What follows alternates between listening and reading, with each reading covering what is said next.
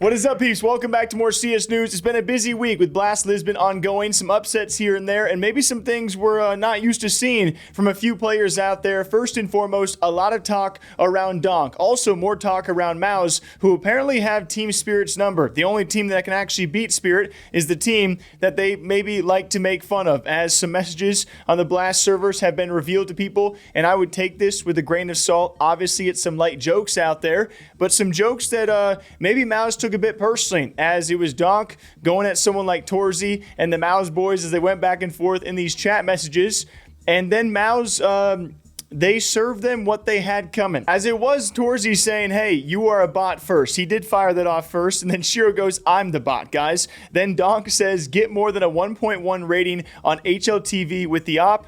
And Shiro says, no problem. Donk, LOL. And Torszi, the good old XD. And this then led to further conversations and more of the chat logs being revealed out there, to which I think most importantly of anyone out there, it was Magix, who really contributed the most important part of all of this. And I don't even have to read it. You guys already know what we're referencing. And then it led to, of course, a great back and forth series, an incredible series with several overtimes where Mouz eventually takes down Team Spirit yet again. And Donk, yet again, almost broke his mouse. Yet again. He does that weird, like, he's about to break it and he turns his hand so he doesn't. And he's done it before. And I don't know if that's a CIS technique, but usually I just break it. Much more complicated. Magix had to deliver his kill, and so did Chopper. And you know Magix is completely catching them off guard when... So here's the counter, actually. They throw the molly with the nade for the run boost. They know exactly what Donk is going to try. And even though that run boost was rare, now they're using it more and more often. Mash's monitor, he was smiling.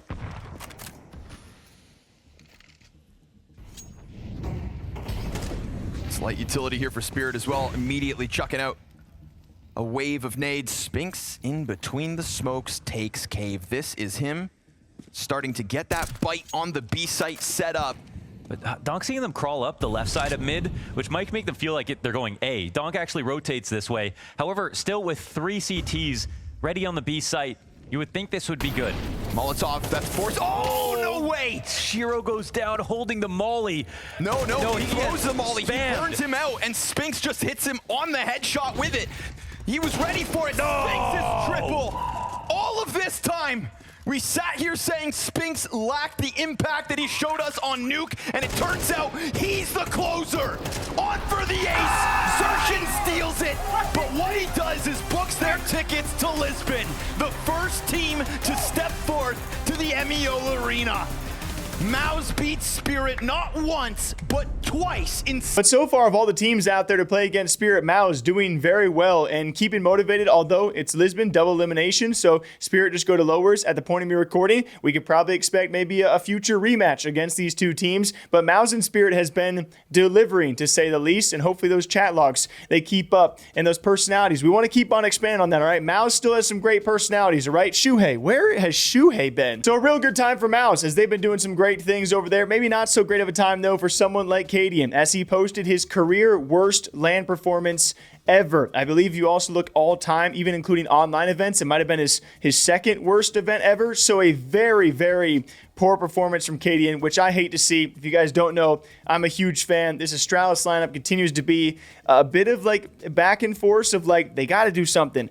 They're really not doing anything, and especially at Blast Lisbon, they did just about nothing. They play Vitality, they get 2-0'd, 10 total rounds. They play FaZe, they get 2-0'd, 13 total rounds, and even leading to Cadian himself saying, hey, it was a bad time to go 4v5, pretty much saying he was non-existent for this event. So Cadian posting record lows, and Mouz looking like a record high right now as they continue to perform well this year despite the Shuhei changes. And so a quick little update as of me recording, there will be some more matches concluded by the time I'm done recording this, but we're looking like a nice back and forth for Lisbon. Eternal Fire making another playoff run. They've been, they got to finish off the playoff run, but they've been looking stellar so far in 2025. I believe Sponge was talking about this despite missing so few events. They are just going. They are performing, and are a solid, considerable team almost every tournament, I think every tournament, for a playoff run, which is remarkable. Also continuing, though, to beg the question of North American Counter-Strike. We talked about it the last 3 videos on this channel. Some of you guys hated that. Some of you guys loved it. I'm a North American fan. I have to have something to talk about, so I do apologize. But speaking of something that was talked about all last year after his run with G2, an event I was luckily at over in Dallas, that's going to be Stewie, who says although the hype might be down, he will return eventually to Counter-Strike, and maybe even this year, which I'm going to be honest, was not what I was expecting at all.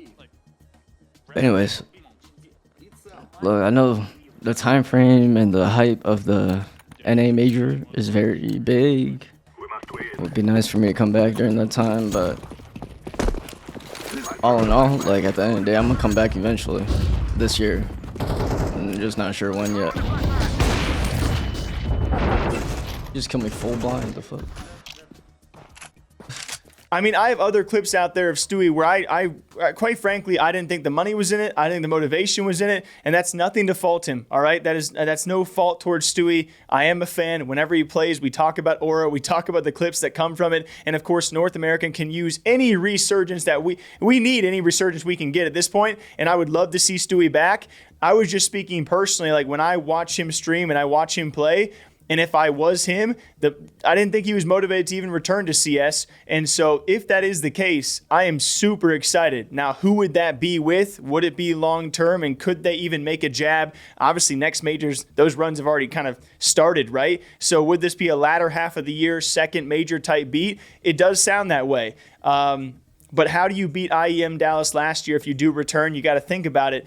And it's exciting, though. I'm very excited about this. Stewie's saying he may return to CS, which is not what I expected. But until next time, I hope you guys all enjoy. All right, sorry for the brief updates. As of late, we've been bouncing back and forth. Thanks to all of you guys who have been subbing to our Gaming Interviews channel. We've been posting weekly interviews over there. We were just at GDC over in San Francisco. It seems like every week we're trying to go, and I'm trying to interview people. I'm trying to talk to devs and indies out there and people with cool gaming projects. So thank you guys for supporting that as well, as I also watch CS and a lot of other stuff out there. It's a great space, all right? There's a lot to cover, so I'm trying my best, and thank you all for being here. Also, thanks to Thunderpit Esports. We're working on some things for the CS Major, so if you guys want to bet on some CS matches, 21 plus only, please bet responsibly, and until next time, I'll see you back here bright and early sometime in the morning. Grab a coffee. I'll see you then.